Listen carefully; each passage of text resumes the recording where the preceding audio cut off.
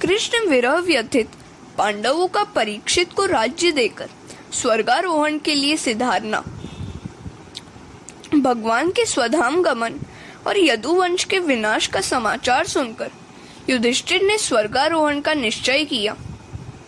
परीक्षित को राज सिंहासन दे दिया। पांडवों ने द्रौपदी को साथ लेकर स्वर्गारोहण के लिए हिमालय की दिशा में प्रयाण किया। केदारनाथ में उन्होंने भगवान शिव जी की पूजा की। जीव और शिव का मिलन हुआ। उसके आगे निर्वाण पंथ है। पांडवों ने वही रास्ता लिया। चलते चलते सबसे पहले द्रौपदी का पतन हुआ, क्योंकि वैसे तो वह भी पतिव्रता थी, किंतु अर्जुन के प्रति उसे अधिक प्रेम था, सो वह उसकी ओर पक्षपात का भाव रखती थी। दूसरा पतन हुआ सहदेव का, क्योंकि उसे अपने ज्ञान का अभिमान था। तीसरा पतन हुआ नकुल का, क्योंकि उसे अपने रूप का अभिमान था। फिर पतन हुआ अर्जुन का, उसे अपने बल का अभिमान था। फिर पतन हुआ भीम का। उसने धर्मराज से पूछा कि मेरा पतन क्यों हुआ? मैंने तो कभी कोई पाप नहीं किया था। युधिष्ठिर ने कहा कि तू खाता बहुत था, सो तेरा पतन हुआ। खाने के समय आंखें खुली रखो, किंतु संतों को और देवों को भोजन कराते समय आंखें बंद रखो। धर्मराज अकेले आगे बढ़ने लगे। धर्मराज की परीक्षा करने के लिए यमराज कुत्ते का रूप लेकर उनके पास आए। उन्होंने दूसरा भी रूप लिया और युधिष्ठिर से कहा कि मैं तुम्हें स्वर्ग में ले जाऊंगा, किंतु तुम्हारे पीछे पीछे कुत्ता चला आ रहा है, उसे स्वर्ग में प्रवेश नहीं मिलेगा। तो युधिष्ठिर ने कहा कि जो मेरे साथ साथ चला आया है उसे मैं अकेला कैसे छोड़ दूं? उसे छोड़कर मैं स्वर्ग में नहीं जा सकता। 7 कदम साथ चलने वाला मित्र बन जाता है।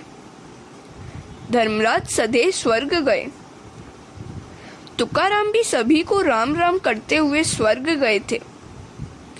आमही जातो आमुच्या गावा, आमचा राम राम ध्यावा, ऐसा कहते हुए वे स्वर्ग गए।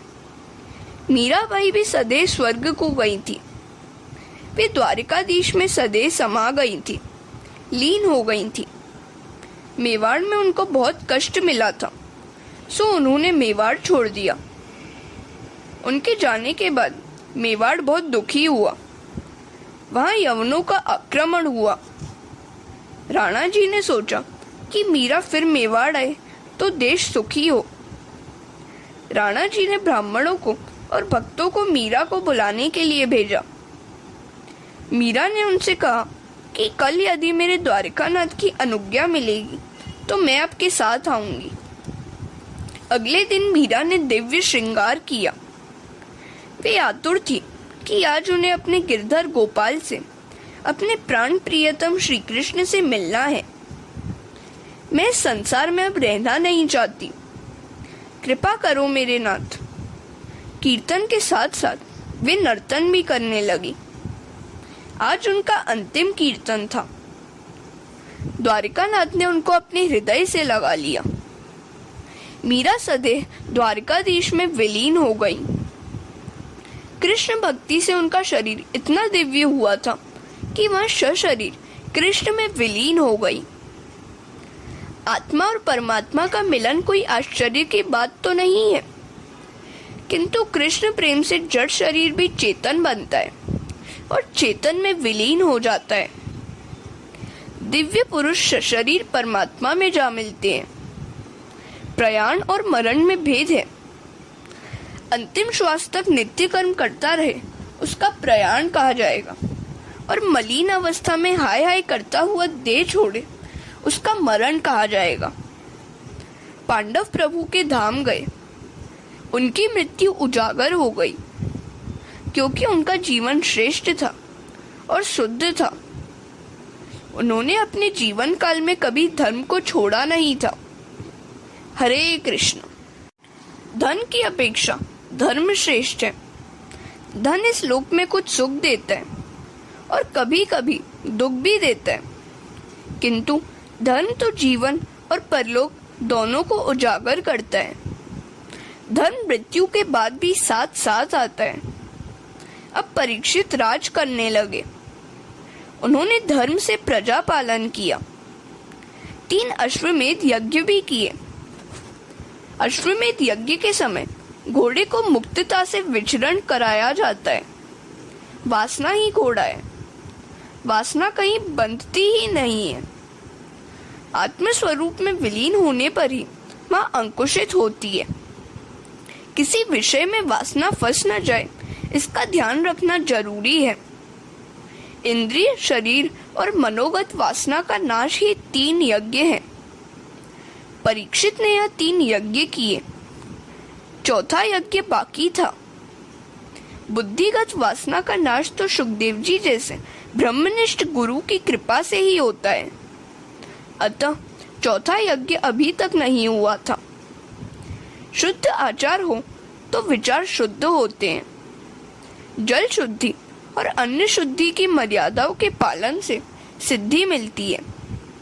आचार शुद्ध रखो, स्वेच्छाचारी का पतन होता है।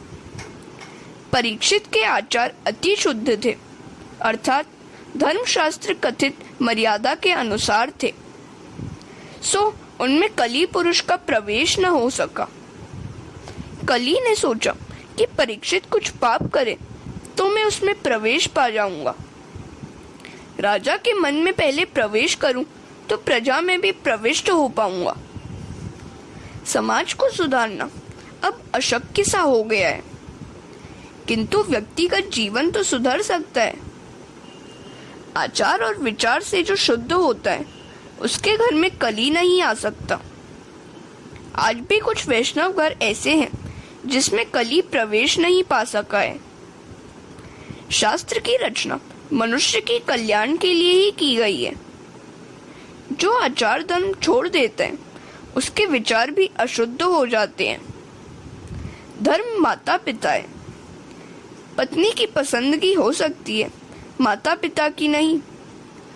धर्म का परिवर्तन नहीं किया जा सकता। वर्णाश्रम धर्म के पालन से आचार शुद्ध हो सकते हैं। गाय की सेवा करो। गाय खाती तो घास है, किंतु देती है दूध। जो भगवान ने संपत्ति दी है तो गौपालन करो। आजकल लोग धन संपत्ति मिलने पर कुत्ते पालते हैं। कुत्ते का अनादर करने की बात नहीं है, किंतु मर्यादा को छोड़कर अधिक प्रेम न करो। आंगन में आए हुए कुत्ते को रोटी खिलाना धर्म है, किंतु कुछ लोग उसे अपनी मोटर पर बिठाकर घूमते फिरते हैं। और तो हम क्या कह सकते हैं, किंतु अगले जन्म में स्वयं ही वह कुत्ता होने की तैयारी कर रहे हैं। जीव मात्र में परमात्मा है, किंतु प्रत्येक का शरीर भिन्न है और कर्म भी भिन्न भिन्न है। इसलिए हरेक के साथ पीना और खाना इष्ट नहीं है। एकादशी के दिन अन्न नहीं खाना चाहिए। एकादशी के दिन अनशन करना धर्म है, किंतु हम अपने ही शास्त्रों की बात नहीं मानते। और जब डॉक्टर कहता है कि विषम ज्वर, टाइफाइड है और 21 दिन भोजन मत करना, तो उसकी बात मान लेते हैं और 21 दिन का अनशन कर लेते हैं। जिस तरह पापी के मन में कली प्रवेश कर लेता है, उसी तरह शास्त्र की मर्यादा का उल्लंघन करने वाले के घर में भी घुस जाता है। यदि आचार विचार शुद्ध हो तो कली तुम में प्रवेश नहीं कर सकेगा। व्यवहार भी शुद्ध ही होना चाहिए। सत्यपूर्ण शुद्ध व्यवहार न करें और केवल हर पूर्णिमा के दिन सत्यनारायण की पूजा करें तो उससे क्या लाभ होगा। असत्य भाषी की पूजा सत्यनारायण को अस्वीकार्य है। हरे कृष्णा। परीक्षित की दिग्विजय तथा धर्म और पृथ्वी का संवाद। एक दिन एक आश्चर्यजनक घटना हुई। परीक्षित दिग्विजय करने निकले हैं। घूमते फिरते वे सरस्वती नदी के किनारे पर आए। वहां गाय बैलों को एक काला पुरुष लकड़ी से पीट रहा था। बैल धर्म का स्वरूप है और गाय पृथ्वी का स्वरूप है। गाय की आंखों से आंसू बह रहे हैं। धर्म रूप बैल उससे दुख का कारण पूछता है। पृथ्वी कहती है, श्री कृष्ण ने इस पृथ्वी लोक से अपनी लीला समेट ली है, सो यह संसार पापमय कलयुग की कुदृष्टि का शिकार हुआ है। धर्म की मर्यादा का पालन ठीक तरह से करोगे तो ज्ञान अपने आप ही प्रकट होगा। धर्मारूढ़ रहोगे तो ज्ञान गंगा का अवतरण होगा। शिवजी नंदी पर अर्थात धर्म पर आरूढ़ है, सो उनके सिर पर ज्ञान गंगा है। धर्म के 4 अंग मुख्य हैं: सत्य, तप, पवित्रता और दया। इन चारों का योगफल ही धर्म है। इन चारों अंगों पर जब धर्म आधारित था तब सतयुग था। 3 अंगों पर आधारित था तब त्रेता युग आया। 2 अंगों पर ही आधारित रहा तब द्वापर युग आया। और एक ही अंग पर धर्म आधारित रह गया तो कलयुग आया। सत्य, सत्य ही परमात्मा है। सत्य और परमात्मा भिन्न नहीं है। जहाँ सत्य है वही परमात्मा है। जो असत्य बोलता है उसके पुण्यों का क्षय होता है। सत्य के सहारे नर नारायण के पास जा सकता है। जो हितभाषी है वह सत्यवादी हो सकता है। तप करो, हर प्रकार के सुखों का उपभोग न करो। थोड़ी सी तपश्चर्या रोज करो। जो हर एक प्रकार के लौकिक सुखों का उपभोग करता है उस पर परमात्मा कृपा दृष्टि नहीं करते। दुख सहकर परमात्मा की आराधना करना ही तप है। दुख सहता हुआ प्रभु भजन करे वही श्रेष्ठ है। जीव जो मांगे वह सब कुछ उसे देते मत रहो। कुछ सहन करना भी सीखो। इंद्रियों का स्वामी आत्मा है। इंद्रियां जो कुछ मांगे वह उसे देने से तो आत्मा उसका गुलाम बन जाएगा। विधि पूर्वक अनशन करने से पाप भस्मीभूत होते हैं। भगवान के लिए कष्ट सहना, दुख सहना ही तप है। वाणी और वर्तन में संयम और तप होने ही चाहिए। पवित्रता, कलयुग में पवित्रता रही ही कहाँ है। बाहर से सब पवित्र लगते हैं और अंदर से सब मलिन हो गए हैं। वस्त्रों का दाग तो मिट सकता है किंतु कलेजे पर पड़ा दाग कभी नहीं मिटता। जीवात्मा वैसे तो सब कुछ छोड़कर जाता है किंतु मन को तो वह अपने साथ ही लेकर जाता है। पूर्व जन्म का शरीर नहीं रहता किंतु मन तो रहता ही है। लोग वस्त्र, अन्न, आचार आदि की देखभाल बहुत करते हैं किंतु मृत्यु के बाद भी जो साथ आने वाला है उस मन की कोई देखभाल नहीं करता। मृत्यु के बाद जो साथ आने वाला है उसी की चिंता करो, उसी की देखभाल करो। जिस तरह कपड़ों को स्वच्छ रखते हो उसी तरह मन को भी स्वच्छ रखो। जिस तरह संसार व्यवहार निभाती हुई माता अपने बच्चे की देखभाल करती है उसी तरह व्यावहारिक कर्म करते हुए भी ईश्वर के साथ संबंध बनाए रखो। हमेशा सोचते संभालते रहो कि अपना मन कभी न बिगड़े। हरे कृष्णा। दया, धर्म का चौथा अंग है दया। श्रुति कहती है जो केवल अपने लिए अन्न पकाता है वह अन्न नहीं पाप खाता है। धर्म के इन 4 चरणों में सत्य सर्वश्रेष्ठ है, सर्वोपरि है।